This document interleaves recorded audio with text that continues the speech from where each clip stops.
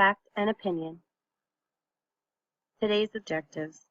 We will discuss the difference between facts and opinions, strategies to distinguish facts from opinions, how to check factual statements, clue words for opinion statement. Fact and opinion. Many readers never question what they read. They tend to accept everything they read as fact. If it's in print, it must be true, they say. What's wrong with this thinking?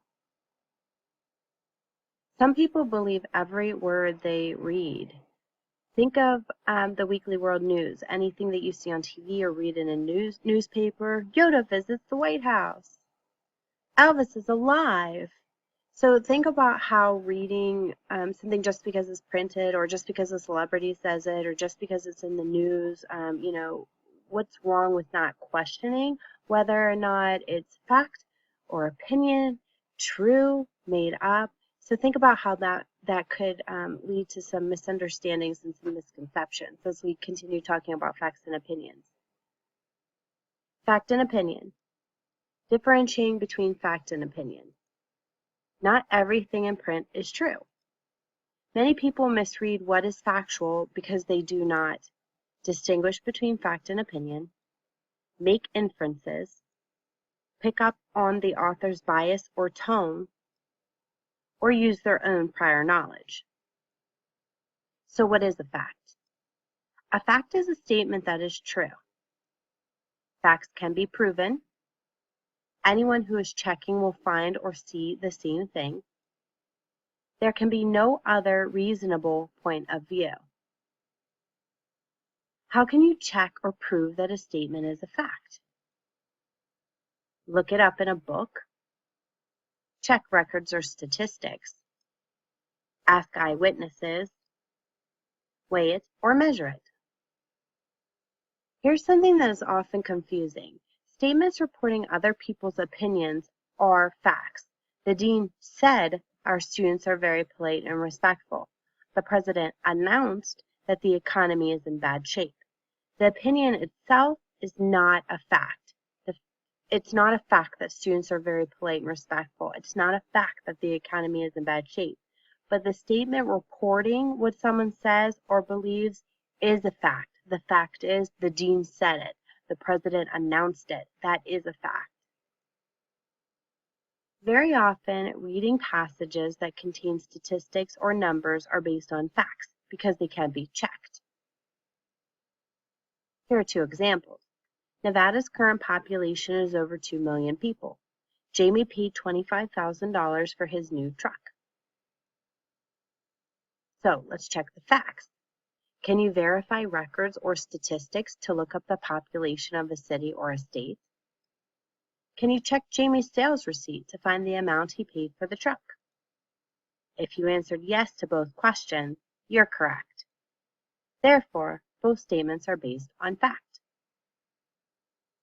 Remember, facts can always be proven to be true or false. What is an opinion? An opinion expresses feeling and depends on someone's judgment or values. An opinion is a statement which someone believes to be true, a point of view. However, the major difference between a fact and an opinion is that an opinion cannot be verified or proven. An opinion is actually a point of view. Opinions tell how the writer thinks or feels about something. Opinions express a belief, an idea, a feeling. Common clue words for opinions. Should. They should go to the store. They should do their English homework. If you do your English homework, you will pass the class. If you do your English homework, you will probably pass the class. Might, perhaps, to, feel. I feel that you should do your English homework soon. Believe, think, maybe. I have an idea. Do your English homework. Here's some more clue words. Words that predict the future. Value words. These depend on someone's judgment and cannot be proven. Best, great, pretty, worst, easy, difficult, so on. Your idea of something that might be simple is going to be a little bit different from my idea of something that might be simple. So for those of you who are really, really good at math, an algebraic equation or a geometric formula, something like that, might be really simple for you, but it might be a little bit more complicated for me. But you can't prove them. Their value words are their judgments based on someone's feelings or opinions. As a reader, you can train yourself how to tell the difference between fact and opinion by asking two simple questions. Can I check it or prove it now? Can there be any other point of view? If you answered yes to the first question and no to the second, this is a fact. Statements that contain words like good, bad, or great, which show personal values, are opinions. We played a great game against Las Vegas High School. I'm sure Las Vegas High School probably doesn't think that way, if they're the team that lost, that is. Statements reporting other people's opinions are facts. The dean said our students are very polite and respectful. The opinion itself is not a fact, but the statement reporting what someone says or believes is a fact.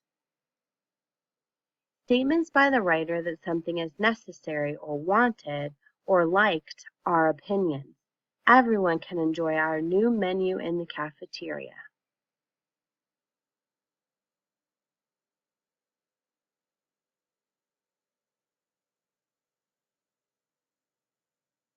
Statements that make predictions.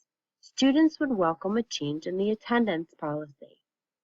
That team will probably win in next year's Super Bowl. So if you're making predictions about something that could happen in the future, it's an opinion. Predictions are opinions. Students would welcome a change in the attendance policy. Everyone would be happy to see that old hotel go. Again, predictions are opinions. You cannot prove these now. There is a difference between predicting the future and talking about something that is already scheduled or planned.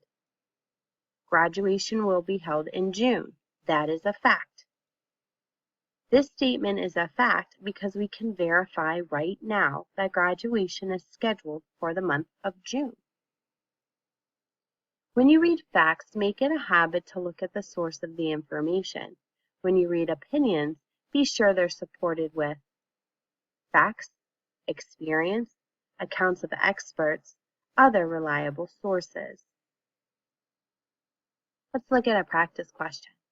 Starfish are among the most widespread of marine animals. In spite of their name, starfish are not really fish at all, since they are invertebrates and do not have backbones. Starfish come in many colors and usually have 5 arms or rays. When starfish are dried out, they make beautiful ornaments and necklaces. Which statement is an opinion?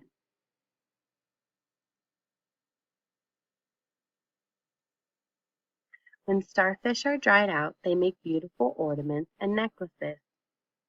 The word beautiful is a value word. This is your clue. Not everybody might think that ornaments made out of starfish are beautiful, or necklaces made out of starfish. Some people might say they're beautiful, some people might not. It's a value word, and it's an opinion. Mario and I went camping last weekend. We saw several wild animals, including a raccoon and a fox. The weather was terrible. It rained every night. We had a hole in our tent, too. Which sentence contains an opinion? Mario and I went camping last weekend. We saw several wild animals. The weather was terrible. We had a hole in our tent.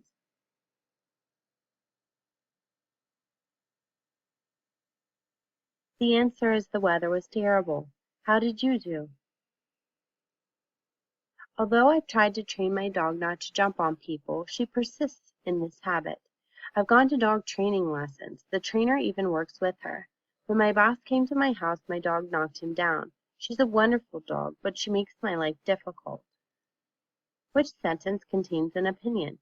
The dog jumps on people. I've gone to dog training lessons. The dog knocked my boss over. The dog is wonderful. How did you do? The answer is, the dog is wonderful. Again, wonderful is a value word. It's a statement of opinion. Let's talk about essential versus non-essential information. Essential information is important to the text. Without this information, the reader would be confused. It's need-to-know information. Non-essential information is not overly important to the text. If this information was removed, the main idea would not be lost. It's good to know. Determining essential information will help you be a better note taker. Essential, of the utmost importance. Necessary. What does this concept mean in a sentence? Without the essential information, something in the sentence would be unclear. Essential information will clarify which specific noun is being talked about. Non-essential information. This information may be omitted from the sentence without any loss of meaning. Usually it just adds more information that really isn't necessary for the clarity of the sentence. Often in a sentence set apart with the use of commas. Let's look at an example. An excerpt from The Flags of Georgia, Elizabeth Kibler. After the Civil War, Georgia had a number of different flags. Many Georgians flew unofficial state flags. These flags had a blue background with the Georgia coat of arms in the center. In 1879, Georgia adopted an official state flag that was similar to the Stars and Bars, except the blue field was plain without stars. In 1902, the Georgia State Assembly changed the flag to include the coat of arms in the blue field. The Assembly made another change in 1914 when they added the year 1776, the year the United States declared its independence, into the coat of arms. The flag changed yet again in the 1920s. This change replaced the coat of arms on the flag with the state seal. Which sentence from the third paragraph of this passage is not essential to the overall meaning and could be eliminated? A. Many Georgians flew unofficial state flags. B. After the Civil War, Georgia had a number of different flags. C. This change replaced the coat of arms on the flag with the state seal. Or D. These flags had a blue background with the Georgia coat of arms in the center. How did you do? See, now wasn't that easy? How many synonyms can you come up with for each of these words, essential and non-essential? It's important to know a good reader is also a good detective. Let me know if you have any questions.